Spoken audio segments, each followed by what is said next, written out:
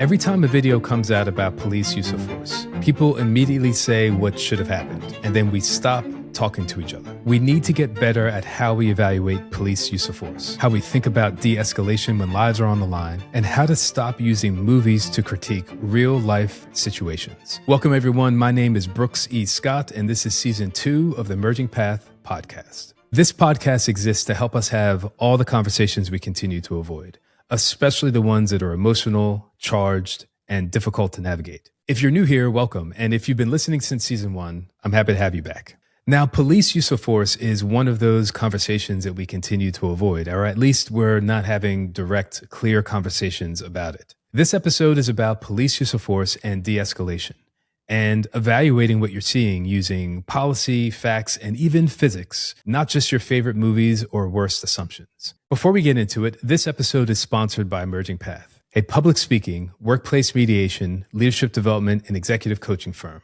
You can find out more about us at emergingpath.com. And if you're listening or watching and you find this work useful, you can like, subscribe, and share this with your friends or your colleagues, and that would mean the world to us. Okay. Let's talk about self-gaslightification.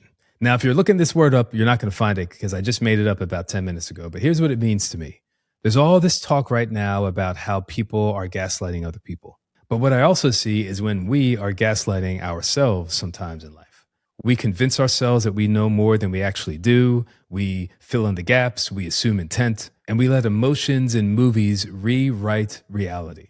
That's how people end up arguing about things confidently that could not have happened, and why a lot of these conversations go nowhere. Now, I am hoping, of course, that you are not gaslighting people, that you are not actively and consciously and intentionally trying to get people to see something that they didn't see with their own two eyes. And I'm also hoping that you don't participate in self-gaslightification either. If we actually want to have better conversations about police use of force, conversations that don't immediately turn into sides or into slogans, we need a shared baseline. I'm not here to tell you which conclusions to reach. I'm not here to tell you what is right and what is wrong. I'm here to have a conversation with you about evaluating use of force using criteria that actually make sense, because I'm hearing people say a lot of wild things in this world that just don't exist in reality.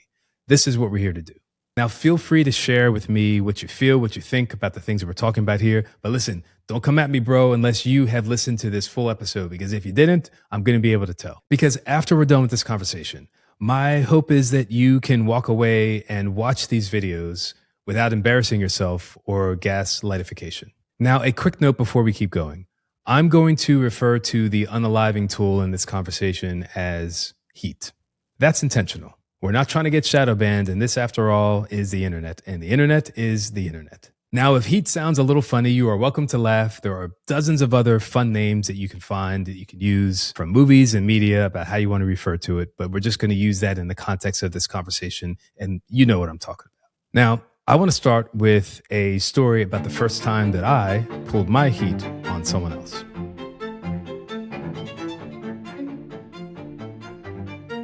Now, I'm not telling you this because it makes me special. I'm telling it because it permanently changed how I think about use of force. Now, some of you may know this, but I was a New Jersey state trooper for about 10 years. And the heat that we carried was a 6-hour P228. It was a 9mm weapon that all troopers were assigned. And it had space for 13 rounds loaded with hollow point fire. Now, the first trigger pull is heavy. It's about 10 pounds of pressure. Double action, hammer down. Now, it's designed that way on purpose. It requires a deliberate press, not a twitch, not panic. Now, once that first fire happens, the trigger pressure changes. Subsequent fires drop down to about 4 pounds of pressure. What that means is it is now physically easier to fire that weapon after the first fire. That design alone and that choice of weapon tells you something very important. Force is meant to be something deliberate on the front end, not impulsive. I was fresh out of the State Police Academy, and me and my coach were riding, and we receive a call for domestic violence at a house. We head over to the house, we come inside, and the boyfriend had ripped out the cable box from the wall and caused some harm to his girlfriend. So we ask, where's the guy at? And she points over at the sliding glass door. And I walk over to the door and I look through the window, I look through the glass, and I see footsteps in the snow, snowing at the time. So my coach stays to take care of the person who's harmed, and I'm running off into the woods. And while we were there in conversation, we asked, does this person have a weapon? And she says she doesn't know. So I'm running into the woods. I follow the footprints, and he's hiding behind a bush. And I find him, and I come out. I'm like, let me see your hands. Let me see your hands. And I have my heat outside, and I have it in my hand, and I'm pointing it towards him. And he slowly takes out his left hand and puts it on the ground, and his right hand is still behind him, hidden behind his back. Now I'm yelling at this dude, let me see your hands. And he finally takes his hand out, but he shoots it forward really, really quickly. And I remember in that moment that I started to pull the trigger, and I stopped because I realized that he was just messing with me and he didn't have any weapons. And luckily I let go of the trigger, and I put my fire back in. My coach ended up coming at this time, and both of us arrested this person. And I think about this incident a lot because, we talked about the 10 pounds of pressure and the 4 pounds of pressure and how that can make a big difference. So I don't know what would have happened if that hammer was back, but I know that I relied on the training that I had from the state police. And this is what kept everybody safe in this situation. And I think about this moment a lot, of all the things you have to think about in the context and where my weapon is pointed. Who could be behind him? Is there another house in the background? What was my orientation from running away to the house? Maybe my coach was coming up on the side. Like, all these things have to be going through your head when you're making that decision to discharge that weapon. And I also think about use of force here. And so trying to match my force or go one level above the threat that's being perceived in front of me. And so I think this is really important context for us to think about as we're evaluating these police videos from all sides. What am I doing? What's this person doing? Is there anyone else in the situation that can be harmed by my actions as a police officer? Really important context. Now, if we're going to talk about this honestly, we need to be clear on what use of force actually means. Use of force is not a switch. It's a range of different options. Presence is force. Commands are force. Hands-on control is force. Tools are force. And most importantly, unaliving force is force.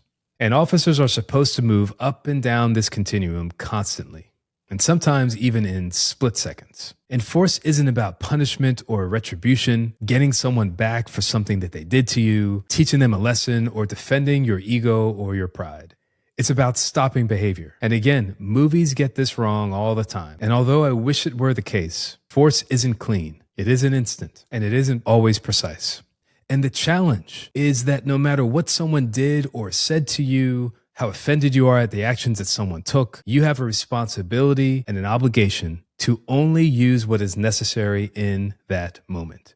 And when I say in that moment, I'm talking about in that rather specific moment.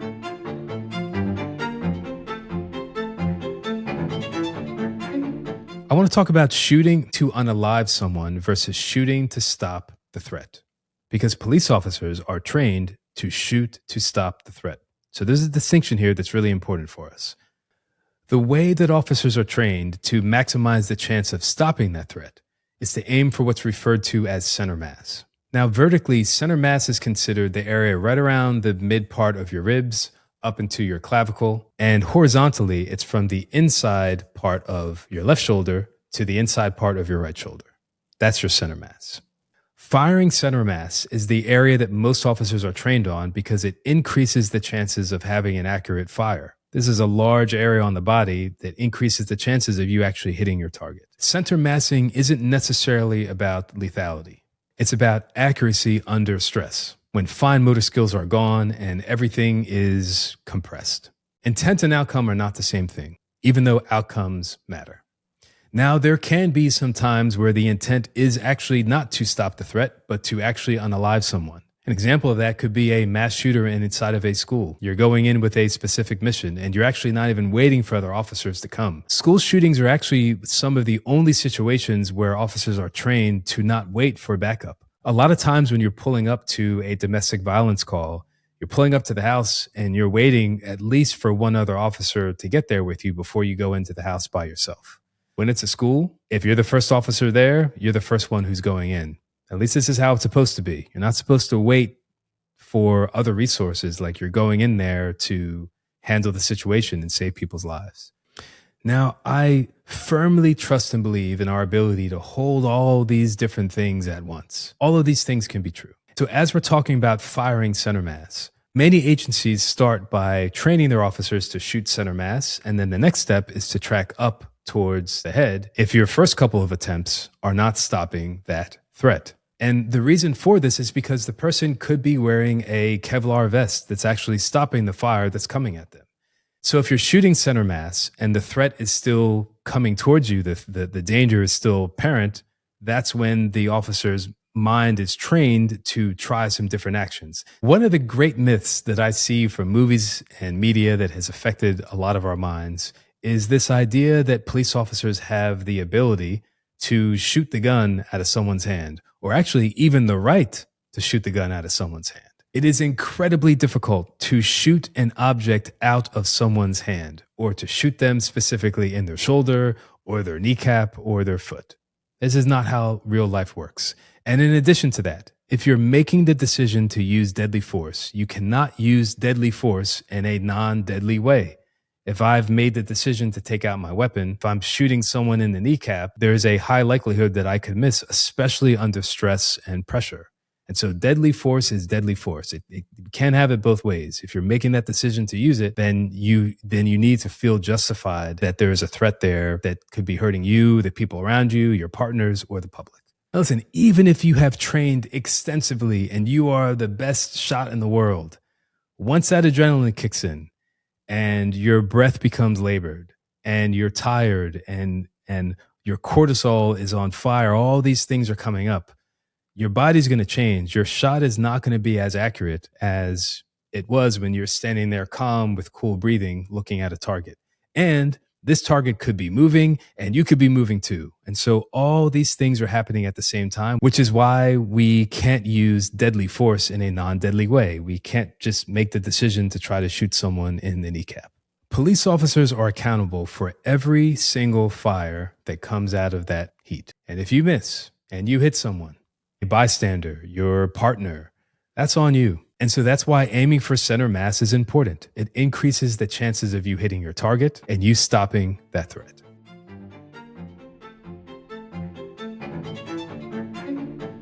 I want to move into duty of care after the force has been used. Because the use of force ends when the threat stops, but the officer's responsibility does not. Once that force is used, there is a responsibility for a duty of care. That means medical aid, monitoring, and calling for help.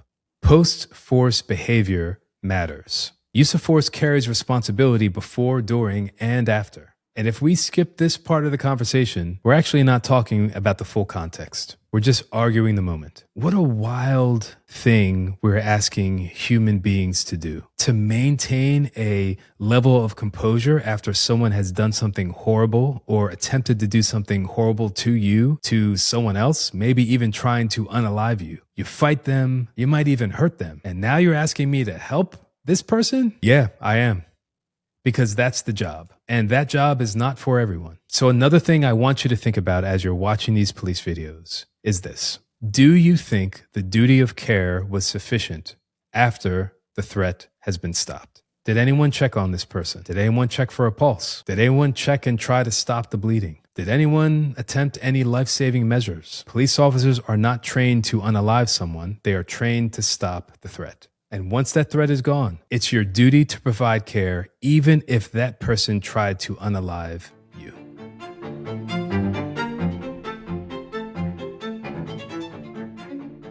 Vehicles, firearms, and physics. Heating at the driver of a moving vehicle. Now, as we get into this one, I want to make sure that we're perfectly clear here. Vehicles can be treated as an unaliving force because they are an unaliving force. A hammer can be an unaliving force, a baseball bat, and so can a car. So it is true that this vehicle can be used as deadly force. A moving car is not just transportation, it's physics in motion.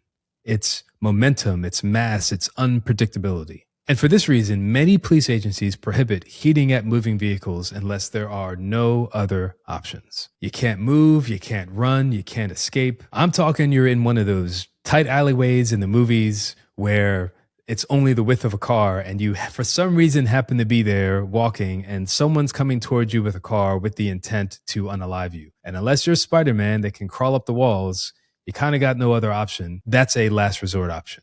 And some other context behind why this is important is because you have to think about when you fire, where is this car going to go next? This vehicle is already in motion. Can you imagine a car going down the New Jersey Turnpike at 40, 50 miles an hour with a driver that was just unalived?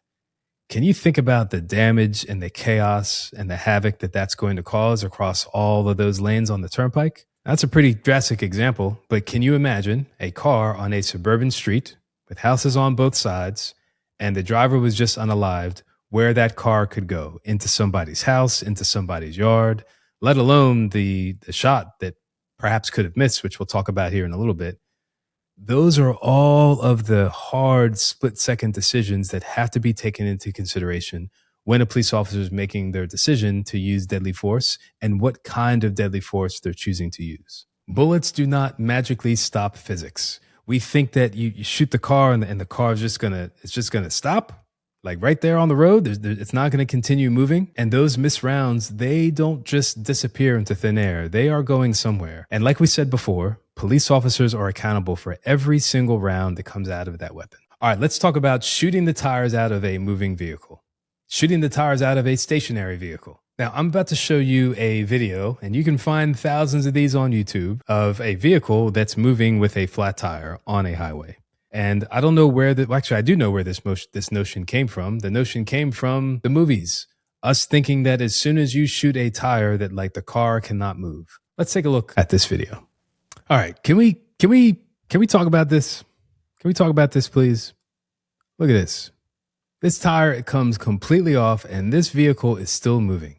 Now, not only is the tire coming off and the vehicle still moving, the driver at this point is maintaining some kind of sense of control. But can you imagine what would happen once this driver loses control of this vehicle, where this car is going to go? And so whenever I hear this notion that police officers have the accuracy, again, to use deadly force in a non-deadly way, to shoot at the tire of a moving vehicle because we think that the vehicle is just going to stop, it just doesn't happen in reality. And I think this is a great example of that. So just want to make sure that we are clear on this point here. Tires do not stop vehicles immediately. Cars can remain controllable even after tire damage.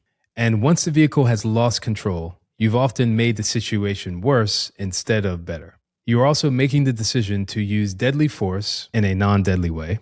And real life is not a John Wick movie, because physics doesn't care about what you think is obvious. A lot of these things are unrealistic, and a lot of these things come from our perceptions from the movies. And so as we're evaluating different options of things that are happening, we have to be thinking about all these things here together.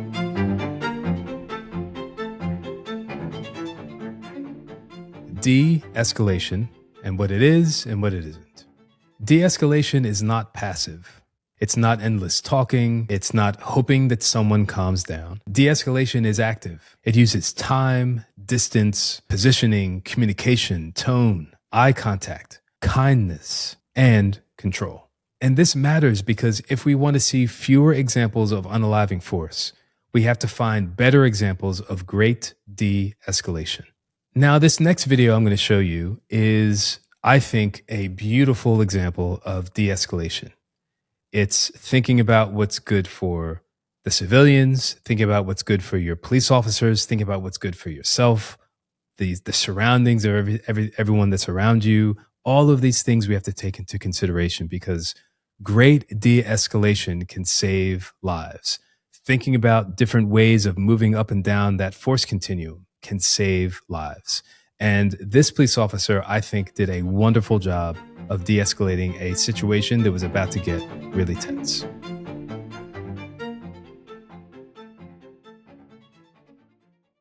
So in this video, you're going to see 3 police officers. It looks like there's 2 local cops and there's another cop in like an olive green, looks like Department of Homeland Security. And there's this guy with the hat and the striped flannel, looks to be like a protester here. So the police officer on the left just got finished kicking over the candle of the memorial site for Renee Good. And this protester clearly is upset about that. You don't give a about her? This is why we're here. Back up. This is why we're here. Back up. What's her name? Renee Good? Back up. And you that's a memorial to her. That's a memorial to her. No, it's good. You're a coward. Fuck you guys. You're a You piece guys of are shit. Nazis. You Shame on you guys. Now, you'll see right here, he's telling the guy to back up, giving him an order, and the guy's continuing to stand there. Maybe he has the right to be there. I think he does if he's protesting. The officers tell him to back up. The guy's not moving. That's a whole other conversation for another day. But now the police officer puts his hands on this guy, pushes him away. Talking about de-escalation here. The guy's clearly heated, clearly agitated, asking what was that for? And the police officer says, I don't give a fuck. Is this going to increase tension or decrease tension? You tell me. Police officer in the middle, in the olive green with the DHS, is now standing there, got his right hand on the fence, clearly there ready in case something's about to go down. We also have this third officer on the right here that is now starting to come into the situation. And you that's a memorial to her. That's a memorial to her. Now here we can see police officer telling the guy to back up. As he's telling him to back up, he's now closing distance. And the beautiful job of de-escalation that I'm seeing here is from this officer on the right. And my hope is that we can use this and think about this when we're trying to de-escalate situations that can turn very violent very fast. Now, this guy here on the right, the police officer on the right, is starting to come in. Right as the first officer is about to make things even worse by moving his hand up, and the third officer comes in and literally steps in between the officer and the protester. Like, not just a little bit of a hand in there. He slipped his hand in and he got his whole body in between them. And you can see here, he's actually putting his hands on the protester, which I don't really have a problem with, because we're seeing a calm, kind demeanor, constructive force. There's this term we use in the state police in New Jersey called constructive force. And constructive force is when you walk into a room with the mindset and the care and the understanding that you have power and you have control. And a lot of times we can de-escalate situations just with that mindset by walking into a room, knowing that we are in control and that we're going to take full control of the situation. And I love how this police officer steps in with that constructive force, with kindness, moves the guy back, and look at this. 2 hands on him, gently, lightly, and now you'll see this guy's finally moving back, right? Over here, he's not moving. Police officer's telling him to move, he's not moving. Pushes him to move. But look how easily he starts to move when someone comes in with constructive force, with de-escalation techniques. 1 hand, the guy's already moving back. 2 hands on him, guy's still moving back. And right here, I love this piece here. He's giving the like, look at me, like the like I see you, like that hand gesture. He's like, look at me, don't worry about him, look at me, and gives the guy a little bit of a couple pats on the hand for good measure to make sure that he knows that he's trying to protect him. Like, that's where it's at. This is why I love police officers like this. This was the type of police officer that I always wanted to be. This was one of the reasons why I joined, because I wanted to be this guy. And I would love to talk to this guy about what he was thinking in this moment. Let me play this for you from the start so you can see this now that you're looking at this from this lens. What's her name? What is that for? Back up. What was that for? You don't give a about her? This is why we're here. Back up. This is why we're here. Back up. What's her name? Renee Good? Back up. And you that's a memorial to her. That's a memorial to her. No, The hand at the end, it's like, hey, I'm trying to help you out here, man. Just like, please, I'm trying to help you out. Please stay there. Like, wonderful job. And the cool thing about this that I think I want us to think about is that third police officer, he saved this guy. Now, I don't know if he got in trouble. I don't know what's going on with that. That's another podcast for another episode. But he saved this guy from something. He saved the DHS guy from something, because he's here now. Listen, if this guy had to be taken down to the ground, the other two cops, like, they got to jump in and help. That's just that's the reality of life. He saves this guy from escalating a situation that didn't need to go anywhere. He saves the protester from getting injured and arrested. He saves the DHS guy's job from, maybe doesn't save the whole job, but saves him from being pulled into a situation. And he's also saving himself. He's helping himself. And so every single person in this photo, in this video here, was saved by the actions of a kind police officer with excellent de-escalation techniques.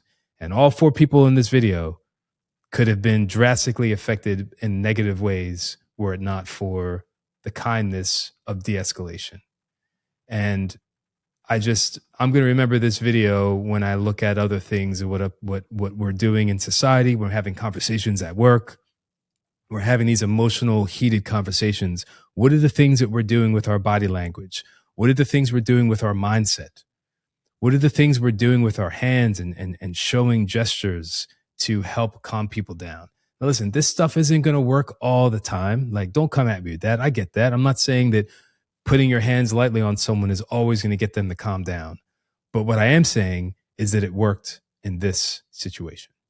If we actually want to have the conversations that we continue to keep avoiding about police use of force and de-escalation, we need to establish a shared foundation of facts, a shared foundation of reality.